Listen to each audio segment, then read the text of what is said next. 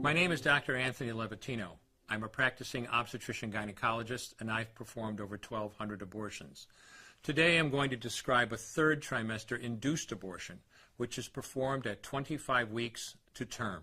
At this point, the baby is almost fully developed and viable, meaning he or she could survive outside the womb if the mother were to go into labor prematurely. Because the baby is so large and developed, this procedure takes 3 or 4 days to complete.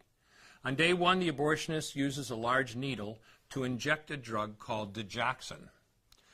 Digoxin is generally used to treat heart problems, but a high enough dosage of digoxin will cause fatal cardiac arrest.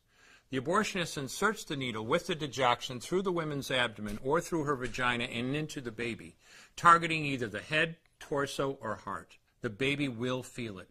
Babies at this stage feel pain. When the needle pierces the baby's body and the digoxin takes effect, the life of the baby will end.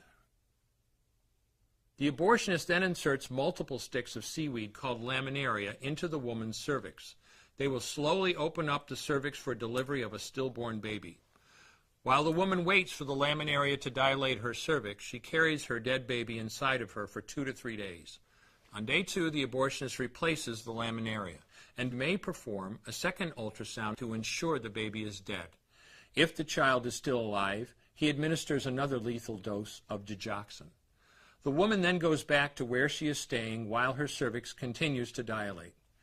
If she goes into labor and is unable to make it to the clinic in time, she will give birth at home or in a hotel. In this case, she may be advised to deliver her baby into a bathroom toilet. The abortionist then comes to remove the baby and clean up. If she can make it to the clinic, she will do so during her severest contractions and deliver her dead son or daughter. If the baby does not come out whole, then the procedure becomes a D&E, a dilation and evacuation, and the abortionist uses clamps and forceps to dismember the baby, piece by piece.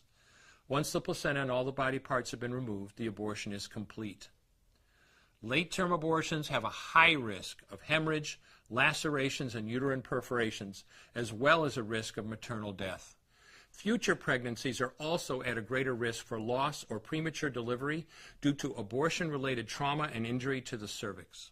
As I mentioned at the beginning, I'm Dr. Anthony Levatino, and in the early part of my career as an OBGYN, I performed over 1,200 abortions.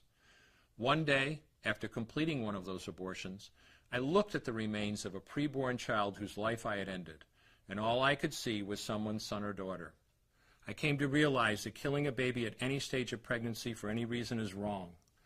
I want you to know today, no matter where you're at or what you've done, you can change. Make a decision today to protect the preborn. Thank you for your time. I will no longer do any more abortions. When you finally figure out that killing a baby that big for money is wrong, that it doesn't take you too long to figure out it doesn't matter if the baby is this big or this big or this big or maybe even this big, it's all the same. And I haven't done any since then, and I never will.